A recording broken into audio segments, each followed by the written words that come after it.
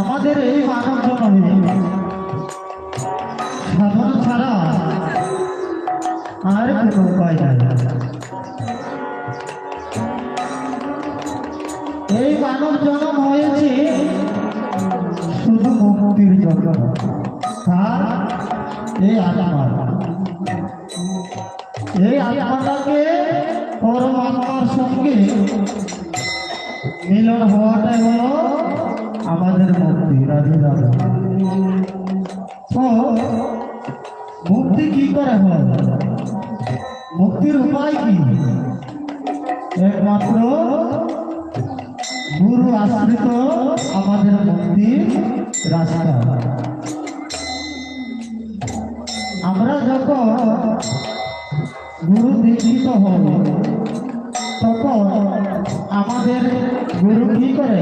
আমাদের কর্মে সাধন করে একটি বীজ মাত্র দিয়ে দেয়। সেটা কিসের জন্য? সেটা আমাদের শুধু এই প্রাণ পাখিটা মুক্তির জন্য। তাই মহাজন বলেছে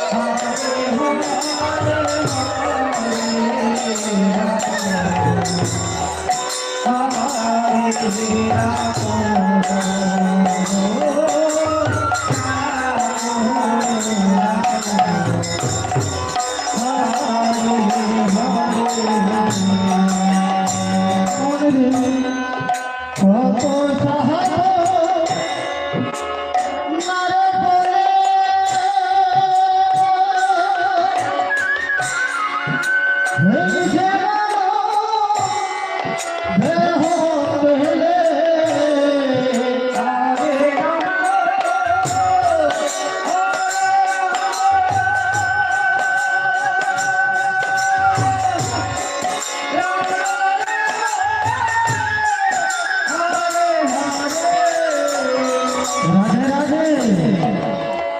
বলেছে কত সাধনার ফলে এই মানব দেহখানা হয়েছে।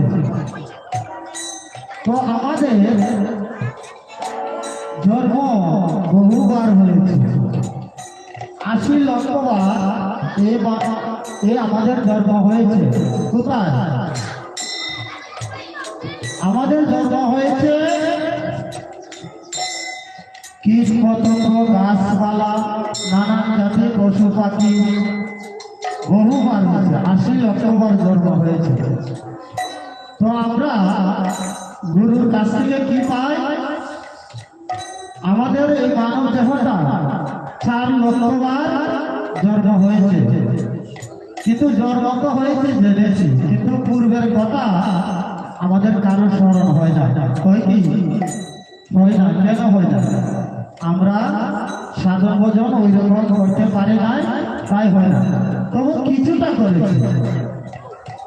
আজকে যে এখানে আসলে সেটা কিন্তু একটি সাধন ভজনের ফল, ঠিক না? না হয়তো সংসারে করে থাকতেন, এখানে আসার প্রয়োজন ছিল না। এখানে আসাটা হলো আমাদের পূর্বের জন্য কিছুটা ফল। তো কি করে আমরা সেই ফল পাই? এত সাধন ভজন প্রভুকে পাওয়া খুব কঠিন, আবার সহজ, সহজও আবার খুব কঠিন। তো আমাদের জন্ম দেখবে বহু মানুষ জন্ম হয়েছে মানব কুলে, কেহ আতুর, কেহ লেংরা, কেহ কানে শোনে না, মুখে কথা বলতে পারলে চোখে দেখে না। সেটা কেন হলো? সেটাও তো কোনো জন্মের ফল, ঠিক না? সেটা আমাদের জন্মের ফল, কর্মের ফল। আমরা যদি ধর্মকে কর্ম ভালো করে করি তাহলে এই আজকে আমাদের বৃন্দাবনে আসা যাওয়া হবে। রাধে রাধে, হরিবল হরিবল হরিবল।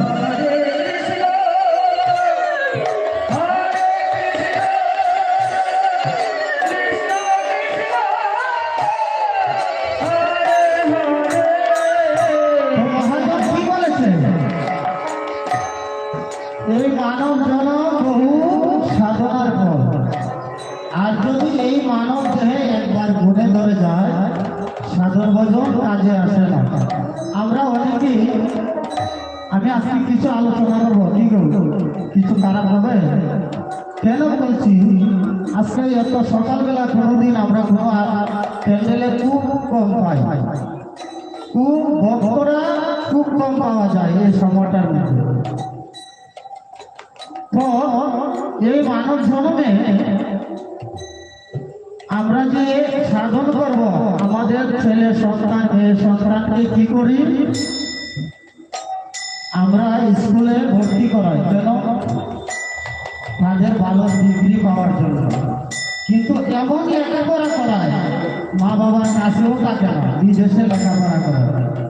তো বিদেশের লেখাপড়া করার ঠিক, তাতেও খারাপ না, সেটা ভালো।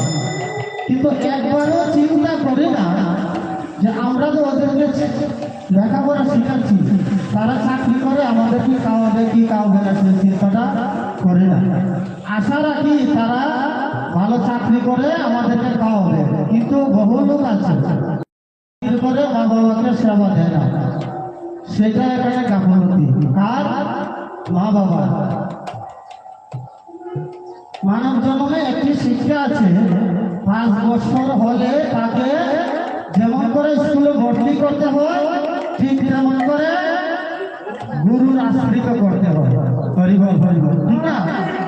যদি গুরুর আশ্রিত না করা হয়, সেই ছেলেটা এই হরি নামে আধ্যাত্মিক জ্ঞান তার মস্তিষ্কে আসে না। তাহলে মা বাবাকে কেমন করে সেবা দিবে? কেমন করে তার ধর্মক্ষেত্রে মানবিক সেই দেহটা পূর্ণ হবে? পূর্ণ হবে না কোনোদিন। সে তো বাইরে শুধু দেখে গাড়ি ছুটছে, বন্ধু ছুটছে, আর বোতল নিয়ে ছুটছে। হরি বলে আমার পরিবেশে তো ঠিক না। কিন্তু যেখানে দেখা যায় হরিনাম সংকীর্তন, যুবক ছেলে মেয়েরা খুব কম দেখা যায়, তাদের ওইদিকে আসে না। কেন আসে না? সেটা আমাদের মা বাবার গাফলতির কারণে। যদি 5 বছর হইতে তাদেরকে গুরু আশ্রিত করতাম, তাহলে গুরু তাদেরকে আদেশ দিত, তুমি এই কাজ করো না, তুমি ওই কাজ করো। সাধন ক্ষেত্রে আস্তে আস্তে তাদের মন পরিবর্তন হবে, ঠিক না? তো ঠিক কি বলেছে যে এই মানব দেহে যদি গুণে করে যায়, সেই গুণ ছাড়ে না, সাধন ভোজন হয় না। তখন আমরা মনে করি বৃদ্ধকালে যখন বিদায়ের সময় হয়ে যায়, বিদায়ের সময় যখন হয়ে যায়, তখন মনে হয় আমি যেন গুরু ধরলাম না। তখন বোঝা যায় যে লেখাপড়া কি জিনিস আর গুরু কি জিনিস। আমি তো একদিন চলে যাব, কিন্তু কোথায় যাব সেটা কেউ জানে না। কিন্তু যারা সাধন ভজন ক্ষেত্রে সাধু সঙ্গ যারা করেছে, যারা মরেছে, যারা বুঝেছে, তারা বুঝে সাধু সঙ্গ করলে কোথায় যাওয়া যায়। আমি মনে করি আজকে যারা এখানে এসেছে সেটা সাধন ভজনের সাধুর সঙ্গের ফল। হরিবল হরিবল হরিবল হরিবল। হরে রাম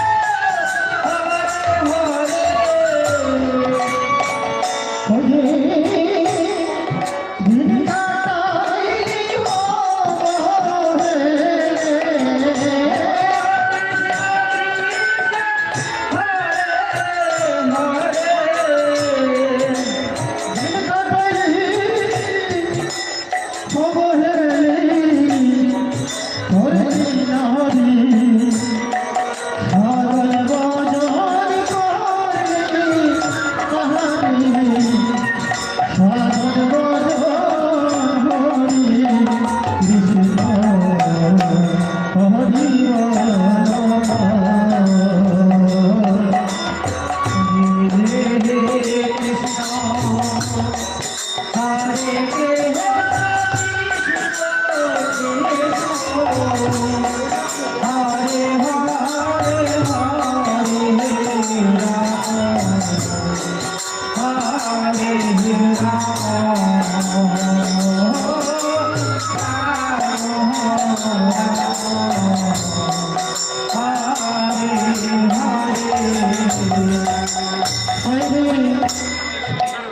আইসো হবে যাইতে হবে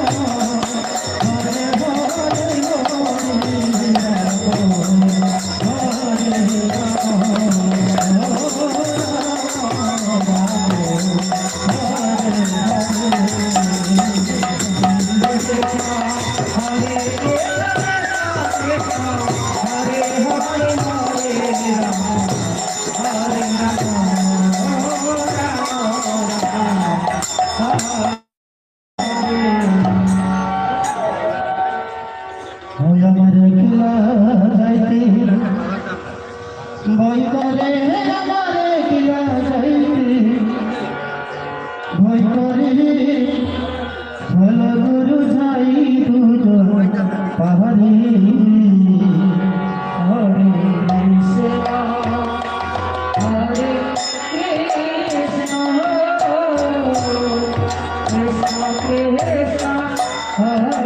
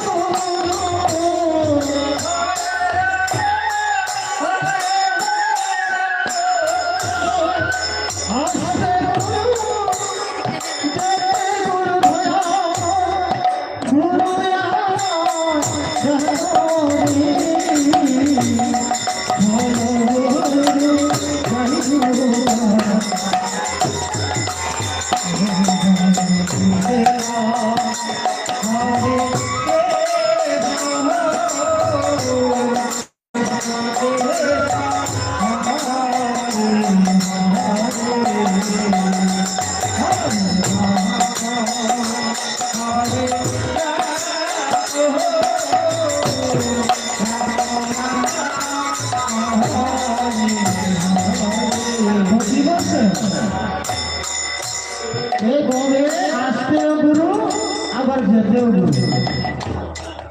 আমরা সারাক্ষণ কীর্তন করলাম, গান করলাম, বুঝলাম না, কথা শুনলাম, বাড়িতে চলে গেলাম, ঠিক না?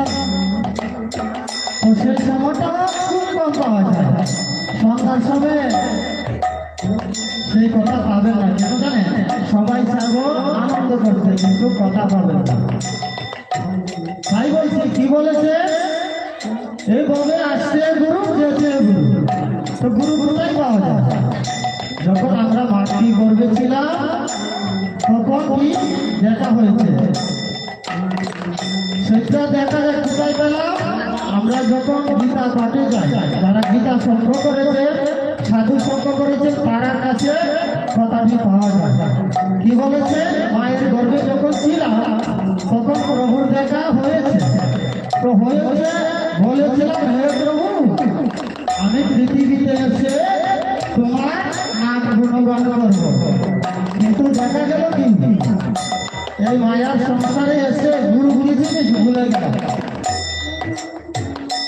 শিশু হয়েছে বৃদ্ধকাল, গুরু গুরু জিনিস ভুলে গেলাম। তখন কি হলো? বৃদ্ধকালে একটি লাঠি আমাদের সম্বল হলো, ঠিক না? একটানা লাঠি সম্বল হলো। তো লাঠি যে সম্বল হলো, আমরা কি করি তখন? গুরু চলো দুই জনটাই পারে, গুরু দিও তো সহজ কথা। একলা যাইতে কেন ভয় করবে? হ্যাঁ, একলা যাওয়ার তো সুযোগ আছে, আগে সঞ্চয় করো, তাহলে একলা যাইতে পারবে। তাহলে কি বলেছে? ওই আমার যাইতে ভয় করবি,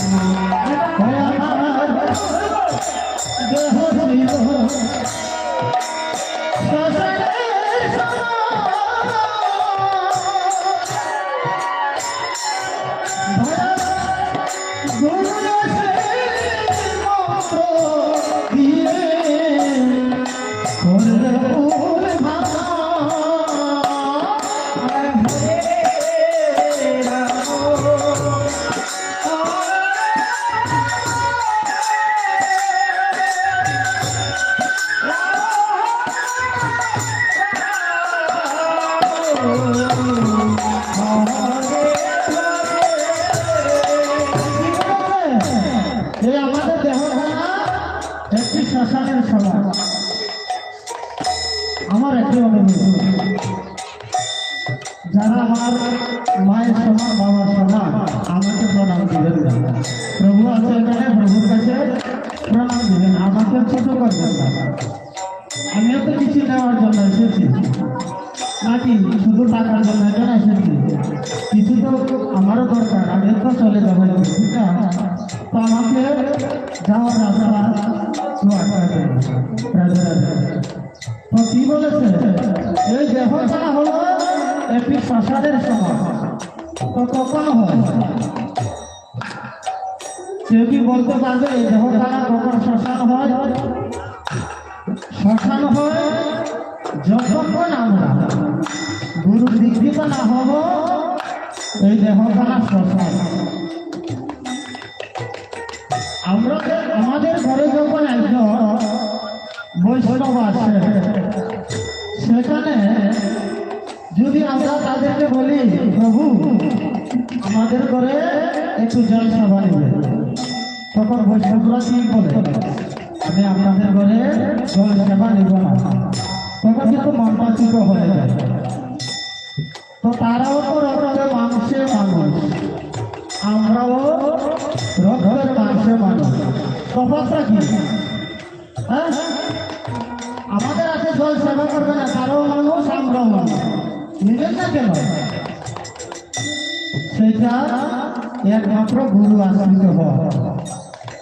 যদি গুরু আশ্রিত না হয়, সাধারণ বৈষ্ণব, সাধারণ না আরো উঠবে, তারা বৈষ্ণব মানুষ, তারা আমাদের আগে জল সেবা করে না। তাদের উপরে যে দিলেন, আমাদের এখানে প্রাণ গোবিন্দ আছে, আমরা যে বাড়িতে সেবা দিই, উনি কি গ্রহণ করবে? রাধে রাধে, ঠিক গ্রহণ করবে। হ্যাঁ, তাদের নিচে যারা দৈনিক সেবা করছেন, যারা কৃষ্ণ দাসী, উষায় নেশায় সবসময় তাদেরকে সাধন ভোজন করে, তারা আমাদের সেবা নেয় না। তাহলে প্রভু আমাদের সেবা নিবে না। তো কি বলেছেন? এই দেহখানা হলো শ্মশানের সমান। তাই বলো, তাই জেনে যান আজকে কি করে এই শ্মশান পবিত্র হয়।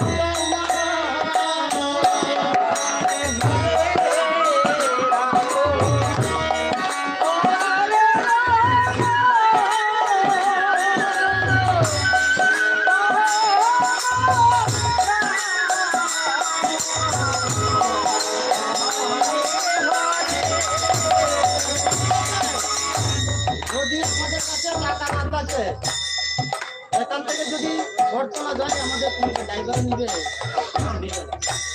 তো বলেছেন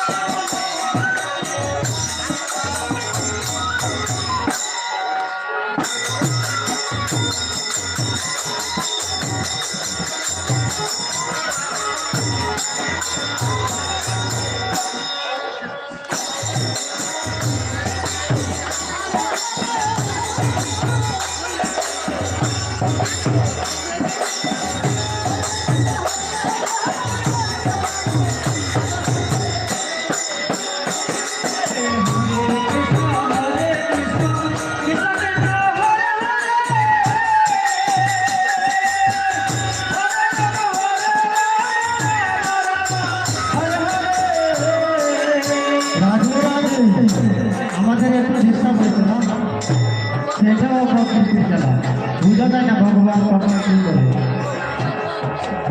তো আজকে যে এখন আনন্দ করছি, সেখানে বলা হয়েছে ওরে বৃন্দাবনে নৃত্য করে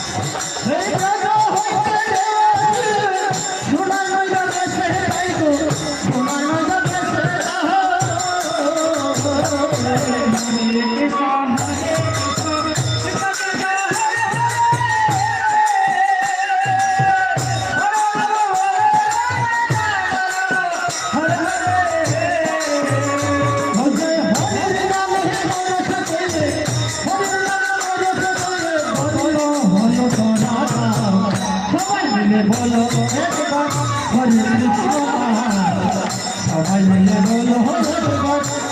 কৃষ্ণ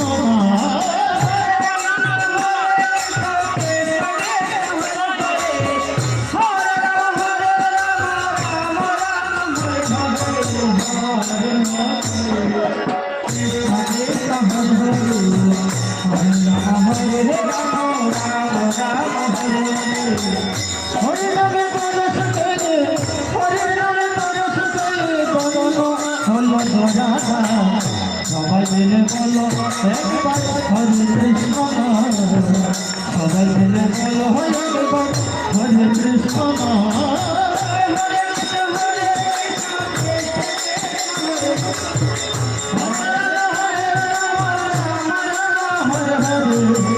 হরে কৃষ্ণ হরে Krishna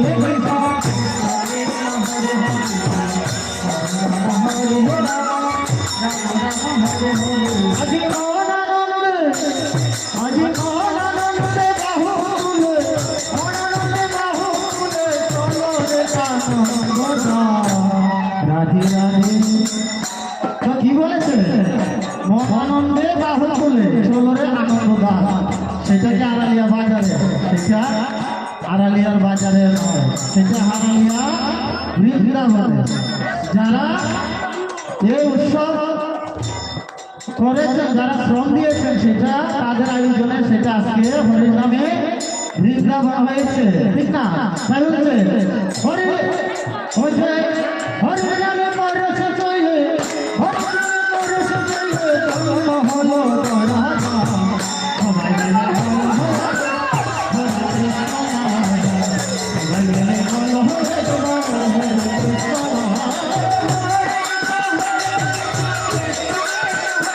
Krishna Hare Krishna, Hare Krishna, Krishna Krishna, Hare Rama, Hare Rama, Rama Rama, Hare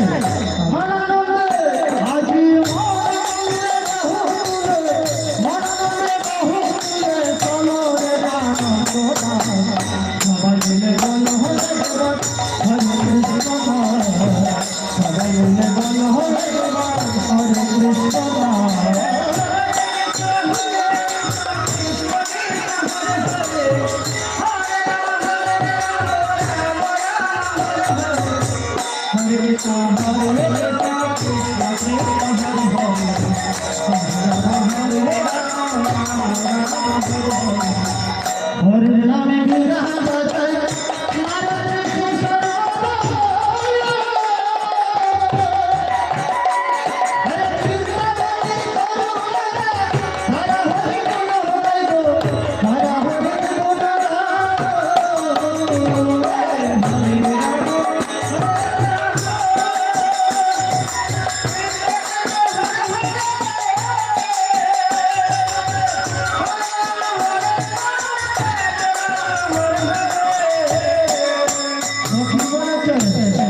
হরিনামে বিনা বাধায় কারো দৃষ্টি সর্বদা আর বৃন্দাবনের তরলতা তারা হরির গুণগান আসলে এখানে কিছু তত্ত্ব আছে সেটা কি বৃন্দাবনের তরলতা তারা হরির গুণগান কি মনে হয় গাছপালা কি গো বৃন্দাবনে যে তরলতা লিখেছে তারা কি গাছপালা তারা গাছপালা যারা এই বৃন্দাবনে এসেছে তারা হলো বৃন্দাবনের তরুলতা তারা হরির গুণ গাছে আসছে যারা আসছে তারাই হয়েছে একমাত্র বৃন্দাবনের তরুলতা হরিবল হরিবল সবাই মিলে একটু লক্ষ্য করবে